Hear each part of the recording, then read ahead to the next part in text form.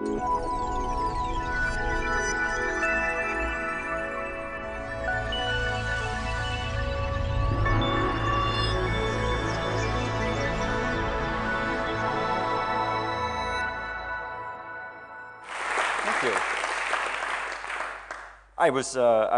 we came out, I was wondering who had spoken in this room, and we asked the archivist to dig up from the history who's been here, and quite appropriately, since tonight we're trying to make video streaming work, in November 1877, Alexander Graham Bell gave the first public demonstration of the telephone in this very room.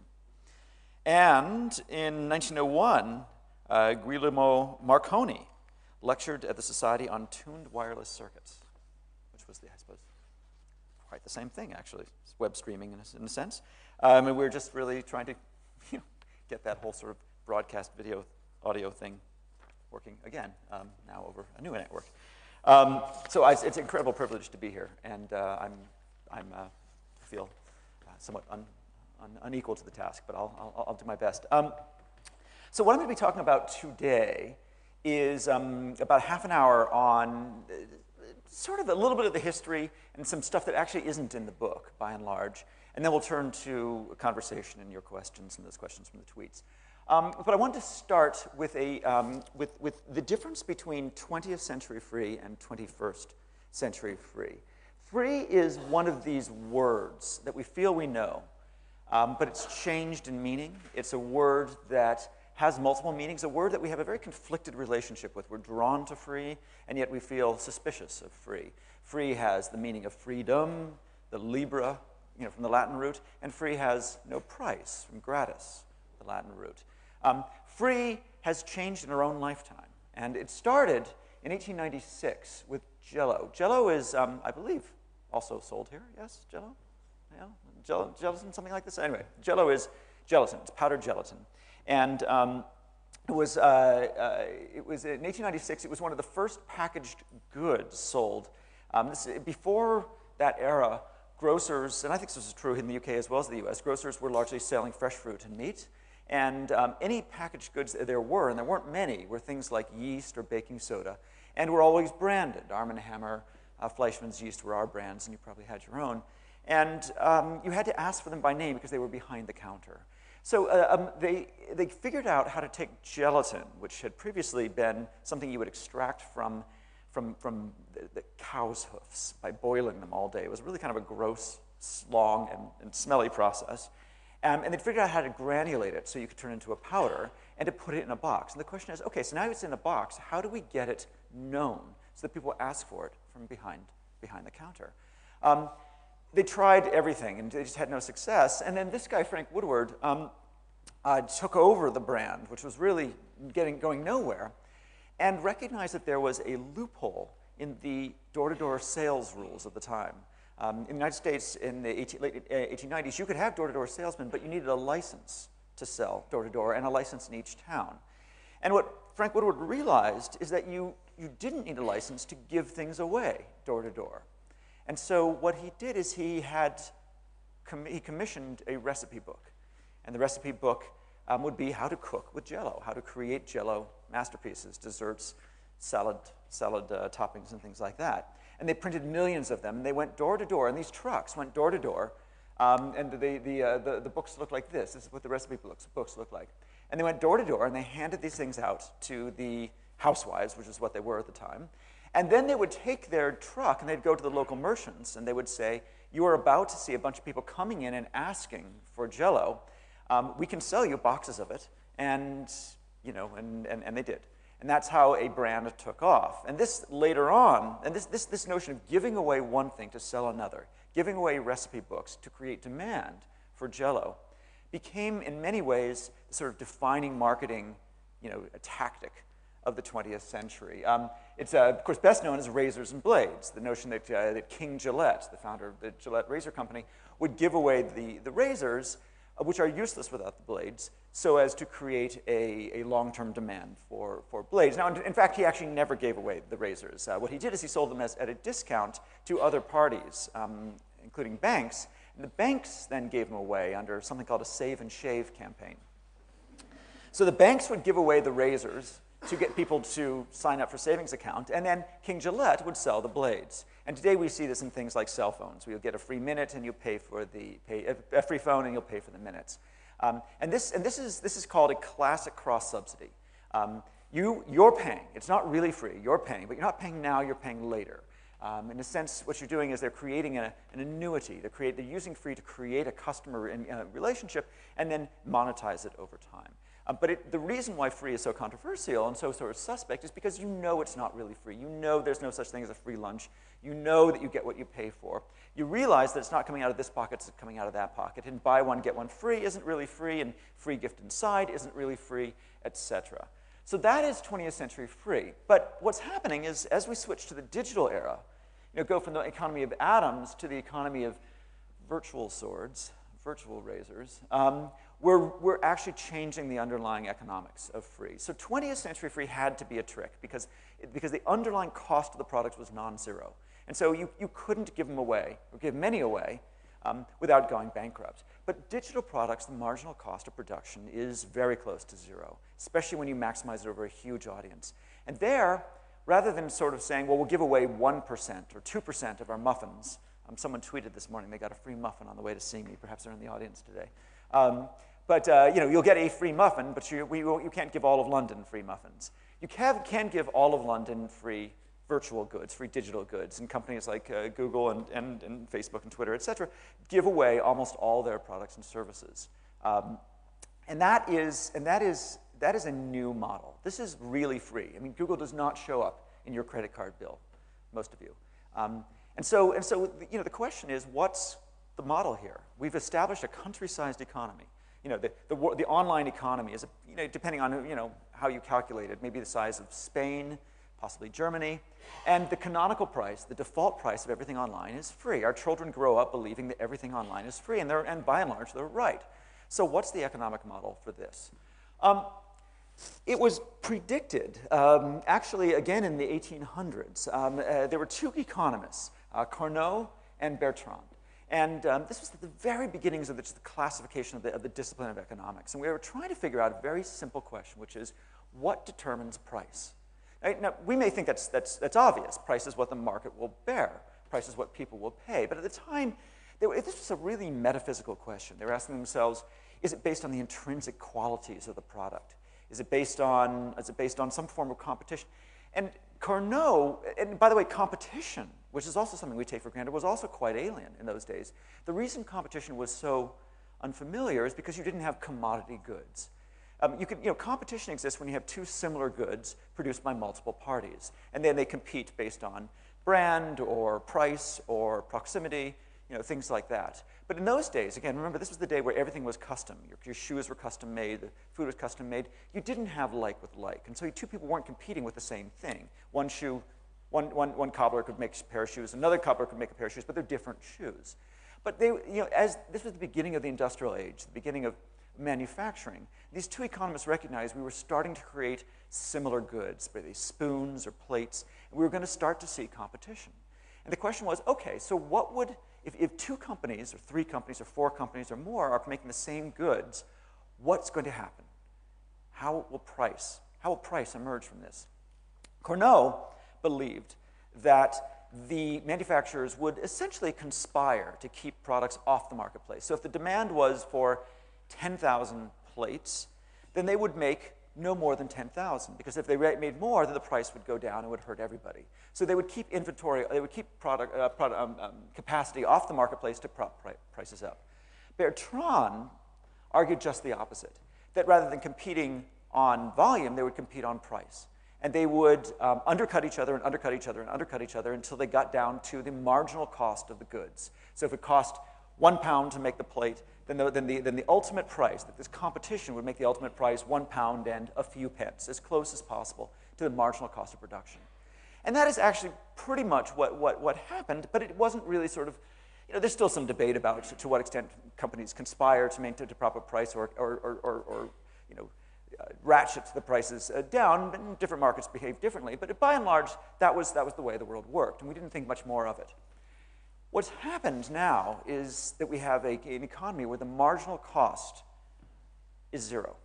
the marginal cost of serving one more web page, or one more tweet, or one more Salesforce transaction, the marginal cost of that is zero. And so by the laws of economics, in a truly competitive market, the price should fall to zero as well. And that is, in a sense, the force of gravity. That's what's really driving, that's what's driving free online. It's not a choice that we've made. It's not an industrial decision. It is the animal forces of digital economics at work. And I'll give you a perfect example. Take piracy. The music industry chose not to make their music free.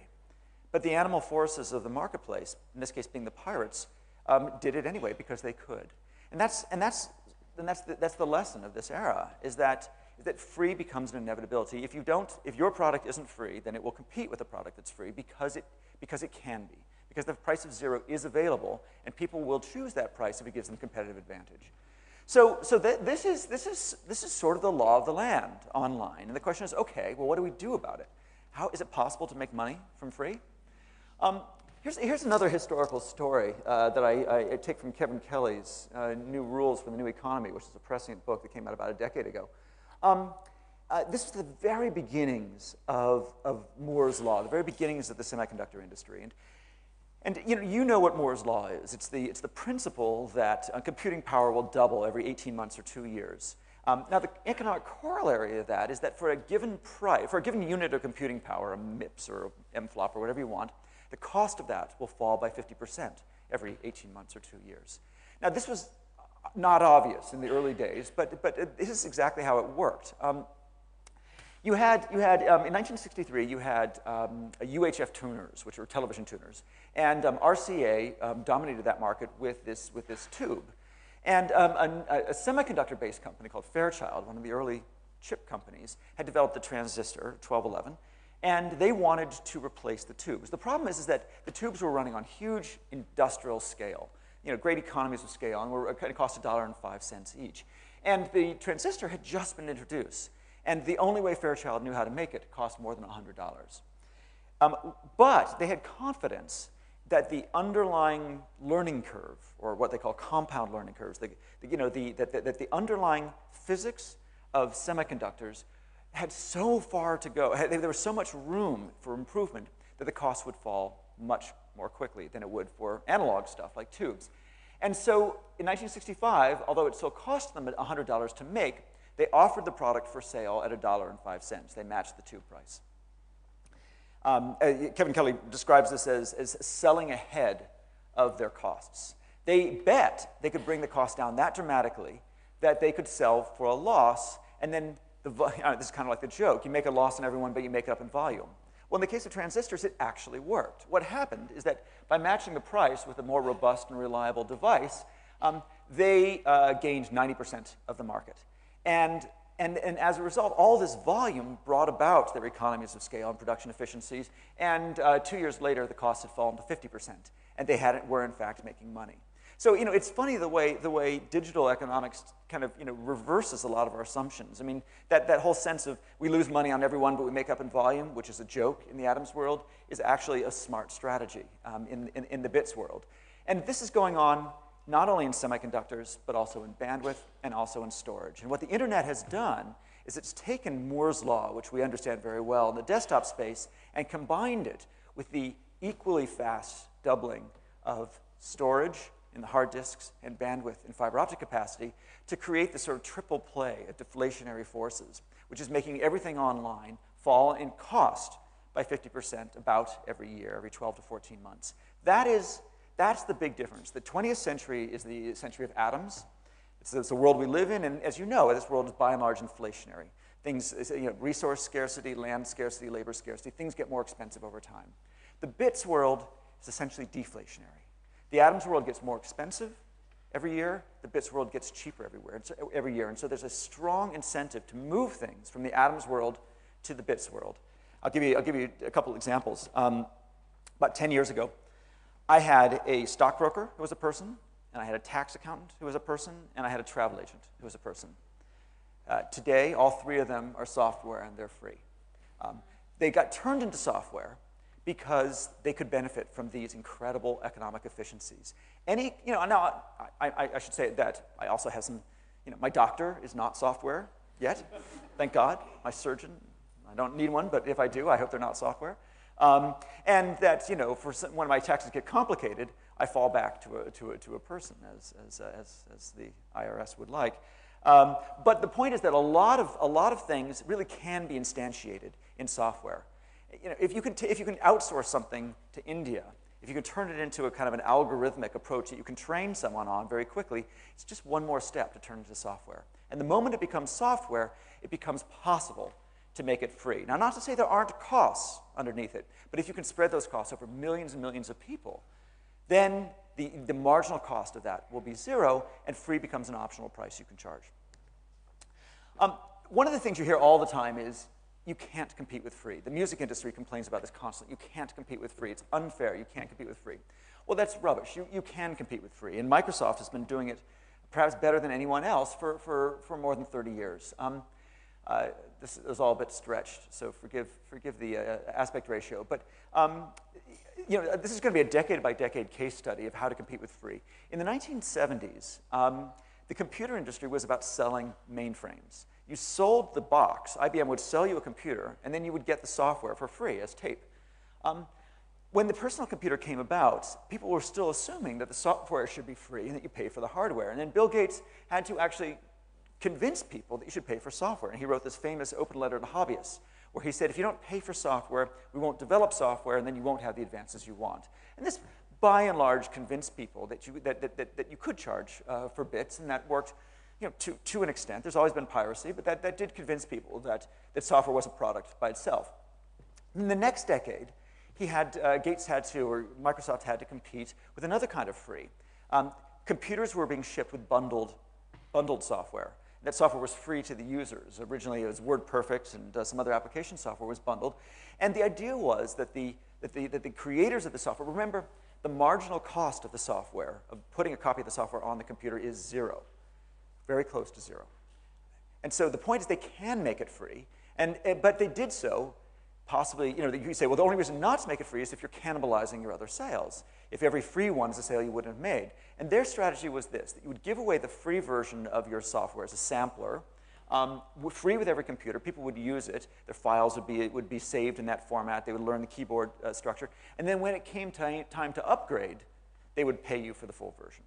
So it was free as a form of sampler. Microsoft had to compete with this. Microsoft had Office, which was not free, and they were competing with others that were bundled. So Microsoft offered its own free product called Microsoft Works.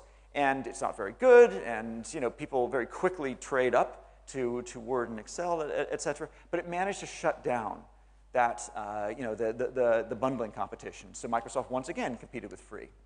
In the 1990s, they had piracy in China. And again, piracy is a fascinating form of free because it is the marketplace imposing the price of zero on you, whether you like it or not.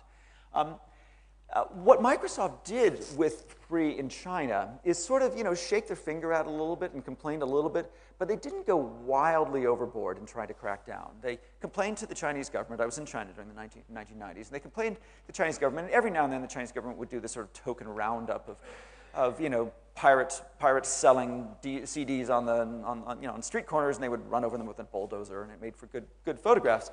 But the point is that Microsoft actually didn't care that much. And I think Gates, in a rare moment of candor, later said that something along the following lines, that China is a market that is developing and will develop further. If they're going to use pirated software, they wanted them to use Microsoft's software, so that when they were well able to pay, they were hooked. They would pay for Microsoft software. And that's by and large what's happened. By allowing the pirated software to be out there, they were in a sense competing with open source and other alternatives, including homegrown alternatives, and they ensured that China would be yet another Windows-based computing environment. So piracy worked again as a form of sampler, a form of the free to the premium side of their equation. Then came the internet and Netscape. Netscape gave away the browser to sell the server, and Microsoft was forced to respond in kind and to develop an Internet Explorer and to give it away. And I don't know whether Microsoft ever intended to charge for Internet Explorer, but Netscape ensured that they wouldn't. And what that did is Microsoft gave away their browser to once again capture the market, retain some allegiance to Windows, and to drive, to the extent they could, traffic to their own websites. Then came the 2000s and the rise of open source. Linux, Apache, MySQL, et cetera. And what's interesting about this is now Microsoft has been competing with open source for really more than a decade, and we've pretty much figured out how it works. It's not that open source drives out closed source. It's not that free drives out paid. It's that you end up with two markets. And what you find out when you compete with free is you find out what business you're really in. What Microsoft discovered today is that they still sell, that basically enterprises, big companies, want to buy Windows Server, et cetera, whereas smaller companies might be happy with open source. Now, a lot of big companies use open source as well, but by and large, Microsoft has figured out that they have a solid market in the enterprise space and a market that's sort of up for grabs in the consumer space. So why is that? And the answer is that what the CIOs and the sort of IT purchasers and companies are buying is not software. What they're buying is peace of mind. They're buying a service level agreement, a contract with Microsoft that says, if things aren't working, there's a number to call. You have a contractual obligation to make sure this works. So what they're paying for is risk reduction. And now Microsoft realizes that they're not in the software business, they're in the risk reduction business. And if you're a CIO of a large corporation, you'll pay a lot for risk reduction. And if Microsoft will offer you that, that's how they compete with free. And the open source companies like Red Hat that are selling free software are doing the exact same thing. What they're selling is a contract. They're selling risk reduction. Now, Microsoft's going one bit further, and then now said, we're going to actually give away all of our software to anybody, as long as they fall into this sort of Chinese-like developing category. If you are a startup company and you're under 3 years old and under $1 million in revenues, you can qualify for their service where you get all the Microsoft's enterprise software for free. But once you cross that line, 3 years, $1 million, then you have to pay. So in a sense, the lesson Microsoft learned from China was that you can give away your software to one category on the assumption that you can sell to another. Maybe that first category will evolve into another. The Chinese consumer became the startup entrepreneur, evolving into a paying customer. Or maybe there'll always just be two categories and use one to possibly identify consumers who might migrate to the other. I want to talk a little bit about media, because one of the things that I hear a lot about now, especially in recession, is what does free mean for newspapers? As you know, over the last decade, newspapers went mostly free, with very few exceptions. And now, as their newspaper fortunes are shaky, what with advertising and competition and infinite rivalries out there and infinite sources of information, newspapers are wondering whether they made a mistake, whether they should have kept up their paywalls all along. And the Wall Street Journal has been really best at sort of thinking through this, I think. And Alan Murray runs wallstreetjournal.com. And this, I think, these are the lessons they've learned. What he's determined is that people think that it's a free versus paid, that it'd be 100% free or 100% paid. But in fact, that's not what really anybody's considering. What they're considering is free versus freemium. Freemium being free plus premium. And the question is, I think freemium is really, as the advertising market stumbles, I think freemium's the really interesting market, and all the interesting business models are coming out of this. And that's actually what the book is mostly about. And the question is, if you're a newspaper, what's free and what's premium? It's not necessarily what you might have guessed. What they find is that take the most popular content, that should be free. The most popular content is you use free again to get the largest possible audience. So they give away their front page, and to get that audience. Also the exclusives. Now you would think that exclusives are exactly the thing you should charge for, but it turns out that's not the case. If you let's say the tragic Michael Jackson death, TMZ, a site in the U.S., was the first to report it. If TMZ had said you have to pay to get this news, every other media organization in the world would report on TMZ's report. So one person would pay that fee, and then they would write an article say TMZ exclusively reports that Michael Jackson is dead, and then everyone else reporting on the news would get the traffic. So you have to make your exclusives free, or else other people will monetize it. Then the interesting thing is that so what do you charge for? It turns out that the things you can charge for are the niche stuff. It's real subject matter specialty. So you sort of give away, to reference back my old book, you give away the head, the most popular stuff, and you sell the tail. You give away the popular stuff, and then you sell like the commodities trading data, or whatever the FT and the Economist might do the same. You sell the stuff that's really specific to people's direct needs and maybe their professional interests, and they become price insensitive. So and the narrower the niche, the better. The more you can monetize it. So I think that's kind of the future. I think the future is that all of us have got to figure out what our freemium strategy is. We've been sort of saying, well, you can pay for the print edition and give away the web, and now we have to sort of slice more finely.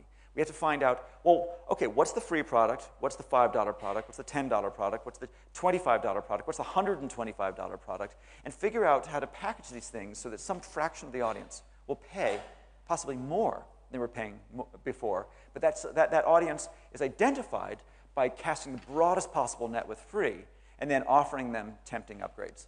So the best examples, gosh, can you read that? The best examples are in the games world. And I realize that games may feel very trivial to you and as kid stuff, but I would encourage you all to look at what's going on in games. There have been, in the last decade, 3 industries that have gone from the silver disc business, well, basically the silver disc has gone away. Now, we know what happened in the music industry. The silver disc went away. We then saw what happened to packaged software. There was once a time you could go to a store and buy packaged software in boxes, and now it's by and large downloaded. And then another form, and then finally this other form of packaged goods, the video game. Today, most people buy video games in stores, in boxes. But starting in Korea and China, it started to move online. And you see it in the massively multiplayer online games, etc. World of Warcraft, Lineage, things like that. And as it moved online, it tended to adopt the free-to-play model. And this is now the future of the games industry. And what's interesting about free-to-play is that it's almost invariably freemium, which is to say, most people play for free, but some pay. So for example, Second Life is not quite a game, but to use that analogy, you can play Second Life for free. But if you want to really build a house and put down roots and start spending some time there, you have to buy some land. So they're in the real estate business, the virtual real estate business. My kids play something called RuneScape, which is based here in the UK. RuneScape is free to play, but if you want to get to these better lands, you've got to pay. This picture here is from a Korean game called MapleStory, which went global, and it's really fascinating. What we've learned from this is how to get people to pay without making it punitive. What you want to avoid is this 2-tier world where there's the paid people who are superior to the free people.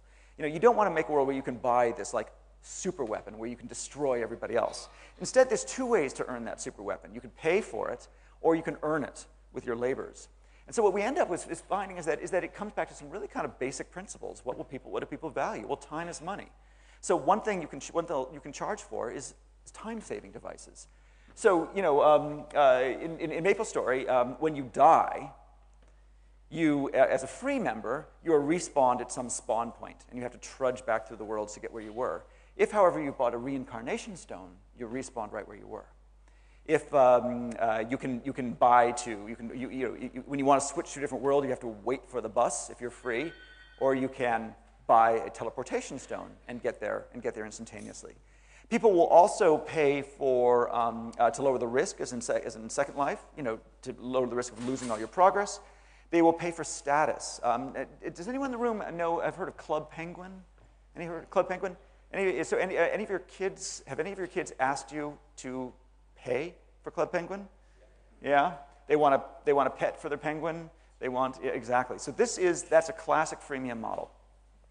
Club Penguin is free to play, but within Club Penguin, if you want a better experience, if you want status, if you want a pet for your penguin, a better igloo, better hair, etc., you'll pay for it. And the psychology of getting children, it's about 80% free and 20% paid. The psychology of getting children to be engaged enough in the game that suddenly they're like, whoa, I want to have what she has. Dad, can I have your credit card? Is freemium at work. And I think it's fascinating. Every game is different. And what we're seeing in the iPhone market, which has switched from mostly paid or free to freemium, where you have a free and a paid version, is also fascinating to watch. And I would encourage you to look at what's going on there and see how companies figure out what's my free version and what's my paid version. And I finally wanted to end on one note about policy, since I know policy is a specialty here, which is to ask what's going to happen. Is it possible that free may may trigger a whole new era of antitrust. I know we have some friends here from Google, so with apologies, let me just make an analogy here. Microsoft, as you know, was the last decade's poster child of antitrust prosecution. And they had a monopoly on of operating system software, and the question was, what is appropriate for a monopolist to do as they enter new markets, and what is inappropriate? Well, Google today has a quasi-monopoly in search and search ads. And it's kind of interesting to look at the analogy. So what Microsoft does is it's taking its monopoly profits from Word and desktop software and used that to subsidize its entry into search with Bing. And what Google is doing is using its profits from its quasi-monopoly over search and using that to subsidize getting into docs and spreadsheets.